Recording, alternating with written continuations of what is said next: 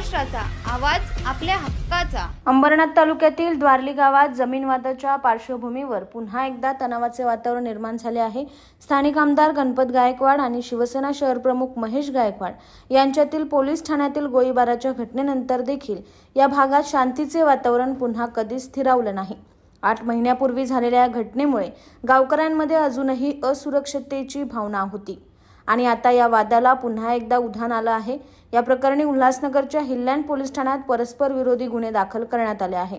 द्वारली गावातील वादग्रस्त असलेल्या जागेला भूमी अभिलेख विभागाने जागेची मोजणी करण्यास स्पष्टपणे मनाई केली होती।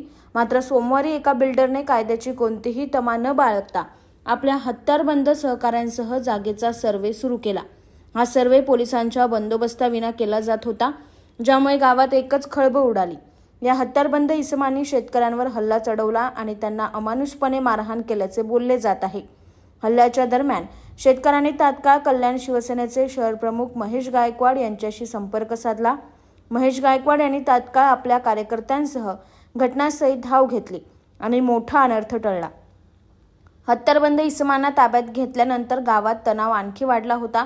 मात्र पोलिसांच्या वेळीच हस्तक्षेपामुळे हा वाद पुढे न वाढता थांबवला गेला। सध्या हिल्लँड पोलीस ठाण्याचे निरीक्षक अनिल जगताप यांच्या मार्गदर्शनाखाली तपास सुरू असून या प्रकरणी हिल्लँड पोलीस ठाण्यात दोन्ही गटांविरोधात परस्पर विरोधी गुन्हे दाखल करण्यात आले आहे। या घटनाक्रमामुळे द्वारली गावातील लोकांमध्ये भीतीचे वातावरण निर्माण झाले आहे। पोलीस अधिकाऱ्यांनी स्थानिकांना शांतता राखण्याचे आवाहन केले असून या वादाचा तोडगा निघेपर्यंत गावात पोलिसांचा कडेकोट बंदोबस्त तैनात करण्यात आला आहे।